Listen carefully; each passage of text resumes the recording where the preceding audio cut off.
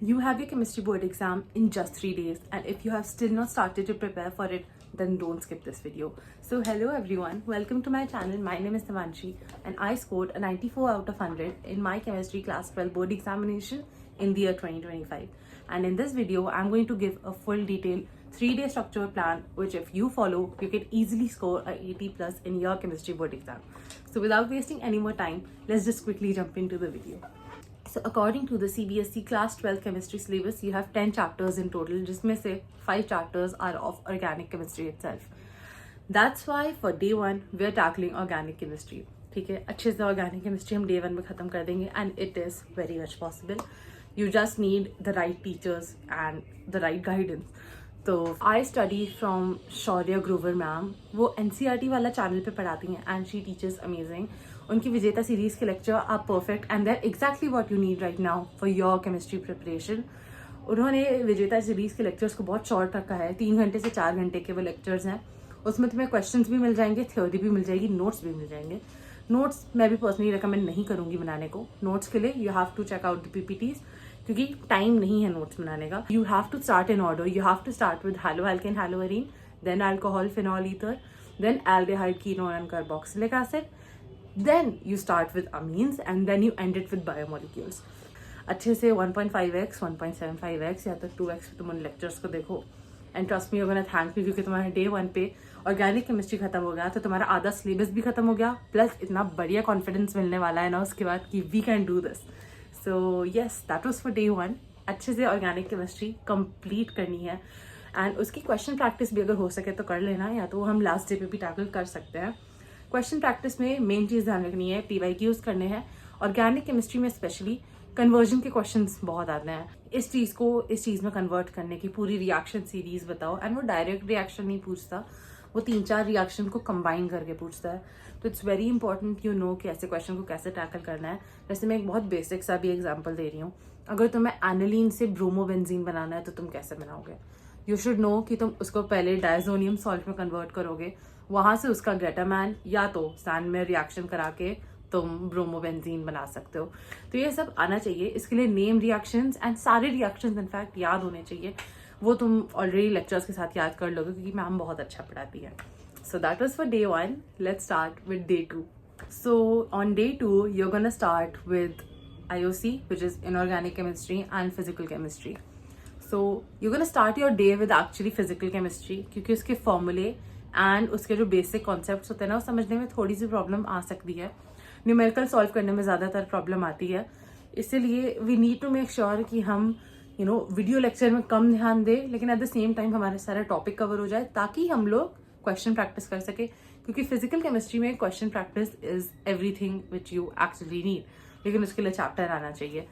तो उसके लिए I used Aakash sir's lecture. उनका मैराथन सीरीज अभी भी चल रहा है. लास्ट ईयर का मैराथन सीरीज मैंने कंप्लीट किया था. So quickly go and watch his physical chemistry lecture. 5 घंटे का वो कुछ लेक्चर है एंड तुम्हारा पूरी फिजिकल केमिस्ट्री सॉर्ट हो जाएगी. 3 चैप्टर है, solution, electrochemistry and chemical kinetics. तीनों टू बी ऑनेस्ट बहुत ईजी चैप्टर है, बस अच्छे से समझ आ जाने चाहिए. And again same thing, notes पे ध्यान मत देना, नोट्स का टाइम नहीं है तुम्हारे पास. What you really need at this point of time is to consume the content and practically implement it in your questions. उसके लिए all you need is to memorize stuff. मैं ये नहीं कह रही कि तुम्हारे पास रेफरेंस के लिए चीज़ें नहीं होनी चाहिए, डेफिनेटली होनी चाहिए, लेकिन प्लीज नोट्स लिखना मत. अगर तुम्हें लग रहा है कि तुम्हें नोट्स की नीड है तो तुम PPT यूज कर देना. So that was it for physical chemistry. And अब इनऑर्गेनिक केमिस्ट्री में हम लोग स्टार्ट करेंगे. सो इनऑर्गेनिक केमिस्ट्री के लिए I am gonna give you option, क्योंकि मैंने पर्सनली उसमें विजेंद्र सर से पढ़ा था. वो भी NCERT वाला चैनल पे पढ़ाते हैं. मैंने उन्हीं से पढ़ा था. मैंने विजेता सीरीज के लेक्चर नहीं देखे थे, उनकी भी मैंने लास्ट मिनट मैराथन देखी थी. It was very very helpful. सब पढ़ा दिया था एंड इतनी अच्छी ट्रिक्स देते हैं सर कि you gonna genuinely enjoy studying from him. So that's the teacher number 1 which you can refer to. Teacher number 2 is Aakash sir himself. वो इनऑर्गेनिक केमिस्ट्री सर पढ़ा रहे हैं, तो उन्होंने विजेता सीरीज में भी पढ़ाया हुआ है एंड उन्होंने उसके साथ साथ अभी वो फिर से मैराथन ले रहे हैं इनऑर्गेनिक केमिस्ट्री की. 2 ही चैप्टर है तुम्हारे पास, DNF block elements and coordination compounds. लेकिन दोनों चैप्टर जेन्युइनली कॉन्सेप्चुअली बहुत अच्छी क्लैरिटी इन दोनों चैप्टर्स में तुम्हें होनी चाहिए, बहुत जरूरी है. या तो तुम्हें नहीं आएगा क्वेश्चंस करना, तो क्वेश्चन इसमें सेकेंडरी है, प्राइमरी है समझना.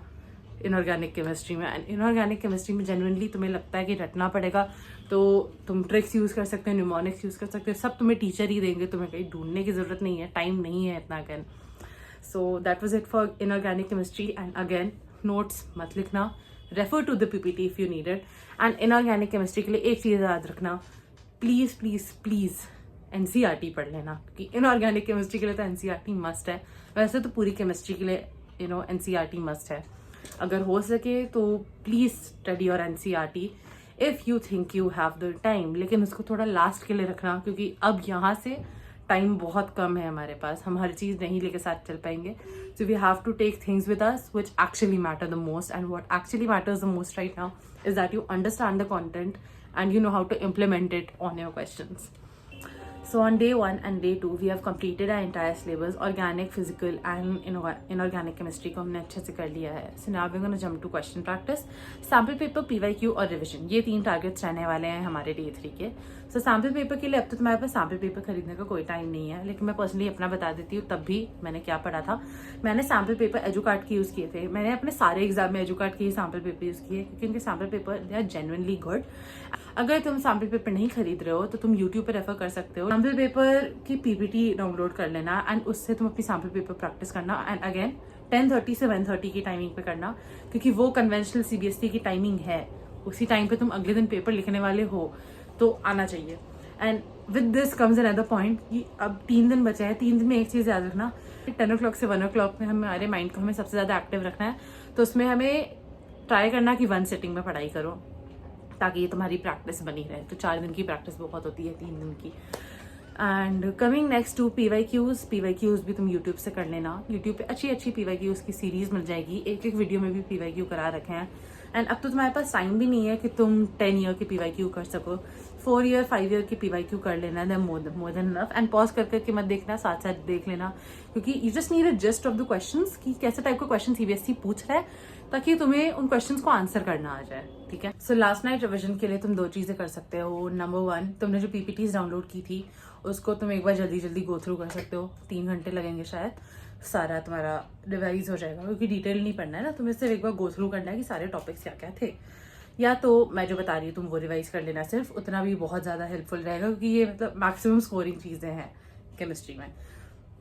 तो फॉर फिजिकल केमिस्ट्री सारे फॉर्मूले अच्छे से आने चाहिए, सारे के सारे फॉर्मूले, चाहे वो इलेक्ट्रोकेमिस्ट्री के हो, चाहे वो केमिकल काइनेटिक्स के हो, चाहे वो तुम्हारे सोल्यूशंस के हो, कॉलिगेटिव प्रॉपर्टीज़ के स्पेशली बहुत फॉर्मूले. तो ये सारे फॉर्मूले अच्छे से आने चाहिए. एंड फॉर ऑर्गेनिक केमिस्ट्री तुम्हें कुछ चीज़ें ये तो डेफिनेटली आना चाहिए. एक तो सारे नेम रिएक्शंस, ये रिवाइज ज़रूर कर लेना कि नेम रिएक्शन सारे क्या क्या है. नंबर 2, ऑर्गेनिक केमिस्ट्री के लिए you need to learn the mechanisms. I hope ये तुमने वैसे तो प्रैक्टिस कर ही लोगे तुम विजेता सीरीज के लेक्चर के साथ, राइट. लेकिन मैकेनिज्म्स पूछता है सीबीएसई, डायरेक्टली पूछ लेता है कि इसको कैसे किया, show the mechanism of this reaction, ऐसे ही पूछ लेगा एंड तुम्हें डालना पड़ेगा आंसर. तो for that you really need to know the mechanisms.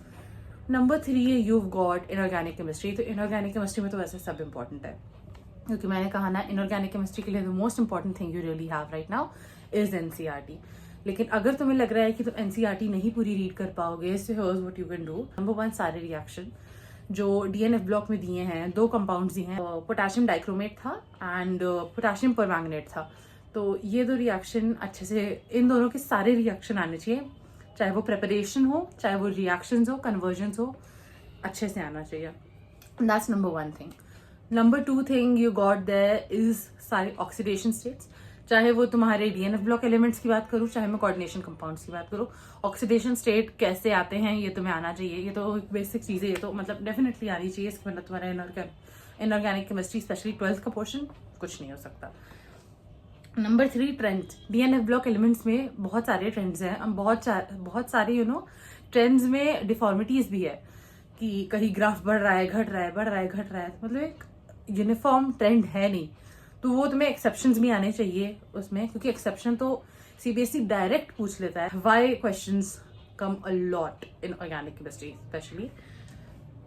Last, coordination compound में आइसोमेरिज्म, इससे भी क्वेश्चन आते हैं. स्ट्रक्चरल आइसोमेरिज्म हो गया, ऑप्टिकल आइसोमेरिज्म हो गया, या तो ज्योमेट्रिकल आइसोमेरिज्म हो गया कोऑर्डिनेशन कंपाउंड्स में. तो ये तुम्हें आना चाहिए. So that was it for today's video. I really hope you found this video helpful, and if you did, then please consider liking this video and subscribing to my channel. And don't forget to share this video with your friends who you think need it the most. So yes, all the best for your chemistry board exam. I know you're gonna ace it. Bye bye.